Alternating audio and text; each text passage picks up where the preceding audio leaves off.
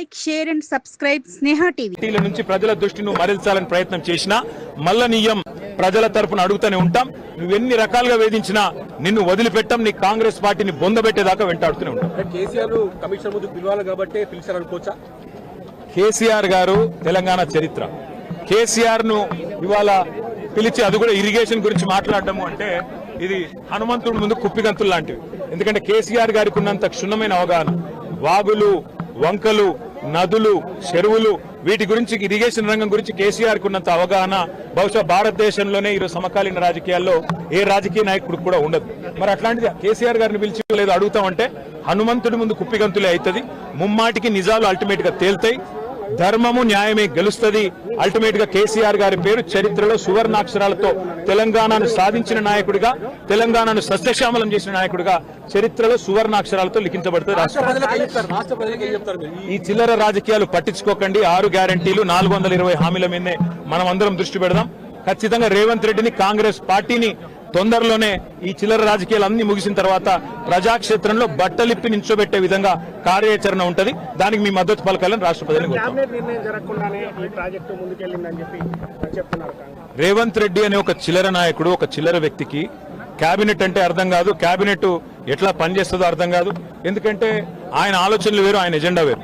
ఆయనకు రాష్ట్ర ప్రయోజనాల కంటే, రైతుల ప్రయోజనాల కంటే రాజకీయ ప్రయోజనాలు, రాక్షస ఆనందము, పైశాచిక ఆనందం ఆయనకు ముఖ్యం. ఆయన చిల్లర పని చేసి బ్యాగులు మోసి జైల్లో పడ్డాడు కాబట్టి మా వాళ్ళని కూడా కొంతమందిని జైల్లో పెట్టాలనేది ఆయన వికృతమైన ఆలోచన తప్ప ఇంకోటి కానే కాదు.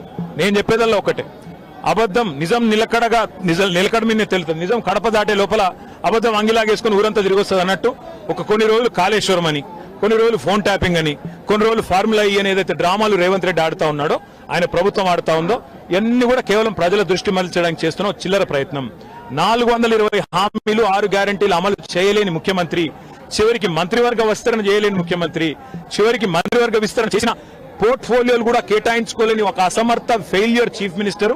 ఆయన ఫెయిల్యూర్ ని కప్పిపుచ్చుకోవడానికి చిల్లర ప్రయత్నాలు చేస్తున్నాడు. అంతకంటే చేసేదేం లేదు.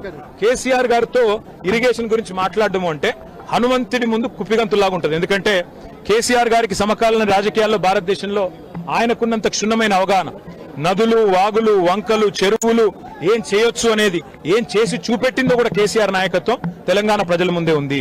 బ్రహ్మాండంగా తెలంగాణను 1,00,00,000 ఎకరాల మాగాణం చేసి వరిధాన్యం ఉత్పత్తిలో పంజాబ్ ను, హర్యానాను దాటిపోయి తెలంగాణ అనే కరువు పాలిత ప్రాంతాన్ని ఇవాళ భారతదేశంలో అగ్రభాగాన్ని నిలబెట్టినందుకు కేసీఆర్ గారికి నోటీసులు ఇస్తారా? లేదా ప్రపంచంలోనే అతిపెద్ద లిఫ్ట్ ఇరిగేషన్ ప్రాజెక్టును 4 ఏళ్లలో ప్రజాస్వామ్య భారతదేశంలో కట్టినందుకు మీరు నోటీసులు ఇస్తారా? దేనికి ఇస్తారు కేసీఆర్ కు నోటీసులు? అన్ని చర్చలు కూడా ఇవాళ కమిషన్ ముందు జరుగుతాయి. ఎన్ని ప్రశ్నలు అడిగినా వాటికి సమాధానాలు సమర్థవంతంగా మేము చెప్తాము. ఇప్పటికే హరీష్ రావు గారి ప్రజెంటేషన్ తోనే కాంగ్రెస్, బీజేపీ నాయకుల ఫ్యూజులు ఎగిరిపోయినాయి.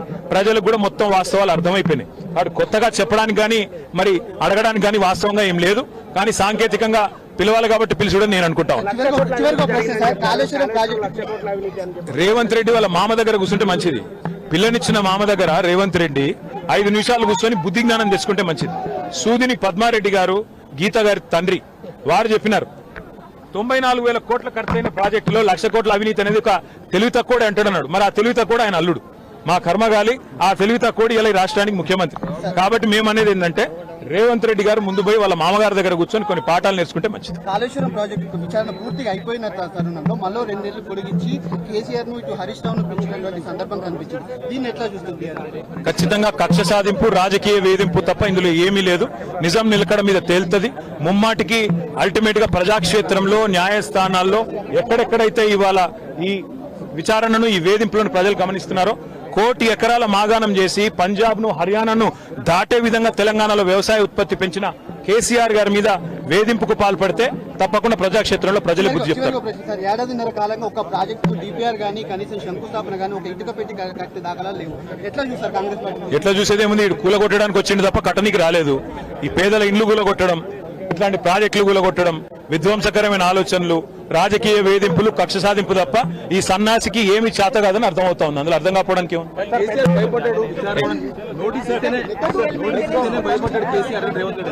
100 జన్మలెత్తినా 100 జన్మలెత్తినా రేవంత్ రెడ్డి అనే చిల్లరగానికి కేసీఆర్ గొప్పతనం అర్థం కాదు. రేవంత్ రెడ్డి గురువు, ఆయన జేజమ్మతోనే కొట్లాడినోడు కేసీఆర్, ఆ జేజమ్మని ఇక్కడి నుంచి తరిమేసినోడే కేసీఆర్. కాబట్టి రేవంత్ రెడ్డి అనే చిల్లరగాడు ఏం మాట్లాడినా, ఆయన చిల్లర ప్రభుత్వం ఏం చేసినా కేసీఆర్ ఎంటిక కూడా పీకలేరు. పార్టీల నుంచి ప్రజల దృష్టి నువ్వు మరల్చాలని ప్రయత్నం చేసినా మల్ల నీయం ప్రజల తరపున అడుగుతూనే ఉంటాం. నువ్వెన్ని రకాలుగా వేధించినా నిన్ను వదిలిపెట్టం. నీ కాంగ్రెస్ పార్టీని బొందబెట్టేదాకా వెంటాడుతూనే ఉంటాం. కేసీఆర్ కమిషన్ ముందు పిలవాలి కాబట్టి పిలిచారనుకోవచ్చా? కేసీఆర్ గారు తెలంగాణ చరిత్ర. కేసీఆర్ ను ఇవాళ పిలిచి అది కూడా ఇరిగేషన్ గురించి మాట్లాడటము అంటే ఇది హనుమంతుడి ముందు కుప్పిగంతులు లాంటివి. ఎందుకంటే కేసీఆర్ గారికి ఉన్నంత క్షుణ్ణమైన అవగాహన, వాగులు, వంకలు, నదులు, చెరువులు, వీటి గురించి, ఇరిగేషన్ రంగం గురించి కేసీఆర్ కు ఉన్నంత అవగాహన బహుశా భారతదేశంలోనే ఈరోజు సమకాలీన రాజకీయాల్లో ఏ రాజకీయ నాయకుడికి కూడా ఉండదు. మరి అట్లాంటిది కేసీఆర్ గారిని పిలిచి లేదు అడుగుతామంటే హనుమంతుడి ముందు కుప్పిగంతులే అవుతుంది. ముమ్మాటికి నిజాలు అల్టిమేట్ గా తేల్తాయి. ధర్మము న్యాయమే గెలుస్తుంది. అల్టిమేట్ గా కేసీఆర్ గారి పేరు చరిత్రలో సువర్ణాక్షరాలతో తెలంగాణను సాధించిన నాయకుడిగా, తెలంగాణను సస్యశ్యామలం చేసిన నాయకుడిగా చరిత్రలో సువర్ణాక్షరాలతో లిఖించబడుతుంది. ఈ చిల్లర రాజకీయాలు పట్టించుకోకండి. 6 గ్యారంటీలు, 420 హామీల మీదే మనం అందరం దృష్టి పెడదాం. ఖచ్చితంగా రేవంత్ రెడ్డిని, కాంగ్రెస్ పార్టీని తొందరలోనే ఈ చిల్లర రాజకీయాలు అన్ని ముగిసిన తర్వాత ప్రజాక్షేత్రంలో బట్టలిప్పి నించోబెట్టే విధంగా కార్యాచరణ ఉంటది. దానికి మీ మద్దతు పలకాలని రాష్ట్ర ప్రజలకు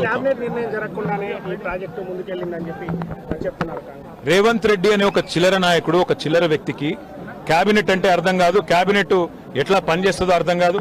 ఎందుకంటే ఆయన ఆలోచనలు వేరు, ఆయన ఎజెండా వేరు. ఆయనకు రాష్ట్ర ప్రయోజనాల కంటే, రైతుల ప్రయోజనాల కంటే రాజకీయ ప్రయోజనాలు, రాక్షస ఆనందము, పైశాచిక ఆనందం ఆయనకు ముఖ్యం. ఆయన చిల్లర పని చేసి బ్యాగులు మోసి జైల్లో పడ్డాడు కాబట్టి మా వాళ్ళని కూడా కొంతమందిని జైల్లో పెట్టాలనేది ఆయన వికృతమైన ఆలోచన తప్ప ఇంకోటి కానే కాదు. నేను చెప్పేదల్లా ఒకటే, అబద్ధం నిజం నిలకడ మీదనే తెలుస్తుంది. నిజం కడప దాటే లోపల అబద్ధం అంగిలాగేసుకుని ఊరంతా తిరిగి వస్తుంది అన్నట్టు కొన్ని రోజులు కాళేశ్వరం అని, కొన్ని రోజులు ఫోన్ ట్యాపింగ్ అని, కొన్ని రోజులు ఫార్ములా ఈ అని ఏదైతే డ్రామాలు రేవంత్ రెడ్డి ఆడుతా ఉన్నాడో, ఆయన ప్రభుత్వం ఆడుతా ఉందో, ఇవన్నీ కూడా కేవలం ప్రజల దృష్టి మరల్చడానికి చేస్తున్న చిల్లర ప్రయత్నం. 420 హామీలు, 6 గ్యారంటీలు అమలు చేయలేని ముఖ్యమంత్రి, చివరికి మంత్రివర్గ విస్తరణ చేయలేని ముఖ్యమంత్రి, చివరికి మంత్రివర్గ విస్తరణ చేసిన పోర్ట్ఫోలియోలు కూడా కేటాయించుకోలేని ఒక అసమర్థ ఫెయిల్యూర్ చీఫ్ మినిస్టర్. ఆయన ఫెయిల్యూర్ ని కప్పిపుచ్చుకోవడానికి చిల్లర ప్రయత్నాలు చేస్తున్నాడు. అంతకంటే చేసేదేం లేదు. కేసీఆర్ గారితో ఇరిగేషన్ గురించి మాట్లాడడం అంటే హనుమంతుడి ముందు కుప్పిగంతులాగా ఉంటుంది. ఎందుకంటే కేసీఆర్ గారికి సమకాలీన రాజకీయాల్లో భారతదేశంలో ఆయనకున్నంత క్షుణ్ణమైన అవగాహన, నదులు, వాగులు, వంకలు, చెరువులు ఏం చేయొచ్చు అనేది, ఏం చేసి చూపెట్టిందో కూడా కేసీఆర్ నాయకత్వం తెలంగాణ ప్రజల ముందే ఉంది. బ్రహ్మాండంగా తెలంగాణను 1,00,00,000 ఎకరాల మాగాణం చేసి వరిధాన్యం ఉత్పత్తిలో పంజాబ్ ను, హర్యానాను దాటిపోయి తెలంగాణ అనే కరువు పాలిత ప్రాంతాన్ని ఇవాళ భారతదేశంలో అగ్రభాగాన్ని నిలబెట్టినందుకు కేసీఆర్ గారికి నోటీసులు ఇస్తారా? లేదా ప్రపంచంలోనే అతిపెద్ద లిఫ్ట్ ఇరిగేషన్ ప్రాజెక్టును 4 ఏళ్లలో ప్రజాస్వామ్య భారతదేశంలో కట్టినందుకు మీరు నోటీసులు ఇస్తారా? దేనికి ఇస్తారు కేసీఆర్ కు నోటీసులు? అన్ని చర్చలు కూడా ఇవాళ కమిషన్ ముందు జరుగుతాయి. అన్ని ప్రశ్నలు అడిగినా, ఎన్ని ప్రశ్నలు అడిగినా వాటికి సమాధానాలు సమర్థవంతంగా మేము చెప్తాము. ఇప్పటికే హరీష్ రావు గారి ప్రజెంటేషన్ తోనే కాంగ్రెస్, బీజేపీ నాయకులు ఫ్యూజులు ఎగిరిపోయినాయి. ప్రజలకు కూడా మొత్తం వాస్తవాలు అర్థమైపోయినాయి. వాడు కొత్తగా చెప్పడానికి గానీ, మరి అడగడానికి గానీ వాస్తవంగా ఏం లేదు.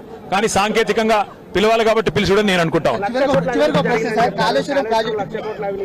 రేవంత్ రెడ్డి వాళ్ళ మామ దగ్గర కూర్చుంటే మంచిది. పిల్లనిచ్చిన మామ దగ్గర రేవంత్ రెడ్డి 5 నిమిషాలు కూర్చొని బుద్ధి జ్ఞానం తెచ్చుకుంటే మంచిది. సూదిని పద్మారెడ్డి గారు, గీత గారి తండ్రి, వారు చెప్పినారు 94,000 కోట్ల ఖర్చైన ప్రాజెక్టులో 1,00,000 కోట్ల అవినీతి అనేది ఒక తెలివి తక్కువ అంటాడన్నాడు. మరి ఆ తెలివి తక్కువ ఆయన అల్లుడు, మా కర్మగాలి. ఆ తెలివి తక్కువ ఇలా ఈ రాష్ట్రానికి ముఖ్యమంత్రి. కాబట్టి మేము అనేది ఏంటంటే రేవంత్ రెడ్డి గారు ముందు పోయి వాళ్ళ మామగారి దగ్గర కూర్చొని కొన్ని పాఠాలు నేర్చుకుంటే మంచిది. కాళేశ్వరం ప్రాజెక్టు విచారణ పూర్తిగా అయిపోయిన తరుణంలో మళ్ళీ 2 నెలలు పొడిగించి కేసీఆర్ ను ఇటు హరీష్ రావును పిలిచినటువంటి సందర్భం కనిపించింది. దీన్ని ఎట్లా చూస్తుంది? ఖచ్చితంగా కక్ష సాధింపు, రాజకీయ వేధింపు తప్ప ఇందులో ఏమీ లేదు. నిజం నిలకడ మీద తేలుతుంది. ముమ్మాటికి అల్టిమేట్ గా ప్రజాక్షేత్రంలో, న్యాయస్థానాల్లో ఎక్కడెక్కడైతే ఇవాళ ఈ విచారణను, ఈ వేధింపులను ప్రజలు గమనిస్తున్నారో, 1,00,00,000 ఎకరాల మాగాణం చేసి పంజాబ్ ను, హర్యానాను దాటే విధంగా తెలంగాణలో వ్యవసాయ ఉత్పత్తి పెంచిన కేసీఆర్ గారి మీద వేధింపుకు పాల్పడితే తప్పకుండా ప్రజాక్షేత్రంలో ప్రజలు బుద్ధి చెప్తారు. 1.5 కాలంగా ఒక ప్రాజెక్టు డిపిఆర్ గానీ, కనీసం శంకుస్థాపన గానీ, ఒక ఇటుక పెట్టి కట్టే దాఖలాలు లేవు. ఎట్లా చూస్తారు కాంగ్రెస్ పార్టీ? ఎట్లా చూసేదేముంది? ఇటు కూలగొట్టడానికి వచ్చింది తప్ప కట్టనికి రాలేదు. ఈ పేదల ఇండ్లు కూలగొట్టడం, ఇట్లాంటి ప్రాజెక్టులు కూలగొట్టడం, విధ్వంసకరమైన ఆలోచనలు, రాజకీయ వేధింపులు, కక్ష సాధింపు తప్ప ఈ సన్నాసికి ఏమి చేత కాదని అర్థమవుతా ఉంది. అందులో అర్థం కాకపోవడానికి ఏముంది? కేసీఆర్ భయపడ్డాడు, నోటీస్ ఇస్తేనే భయపడ్డాడు కేసీఆర్ అని రేవంత్ రెడ్డి అన్నారు. 100 జన్మలెత్తినా రేవంత్ రెడ్డి అనే చిల్లరగానికి కేసీఆర్ గొప్పతనం అర్థం కాదు. రేవంత్ రెడ్డి గురువు, ఆయన జేజమ్మతోనే కొట్లాడినోడు కేసీఆర్. ఆ జేజమ్మని ఇక్కడి నుంచి తరిమేసినోడే కేసీఆర్. కాబట్టి రేవంత్ రెడ్డి అనే చిల్లరగాడు ఏం మాట్లాడినా, ఆయన చిల్లర ప్రభుత్వం ఏం చేసినా కేసీఆర్ ఎంటిక కూడా పీకలేరు. Please like, share and subscribe Sneha TV.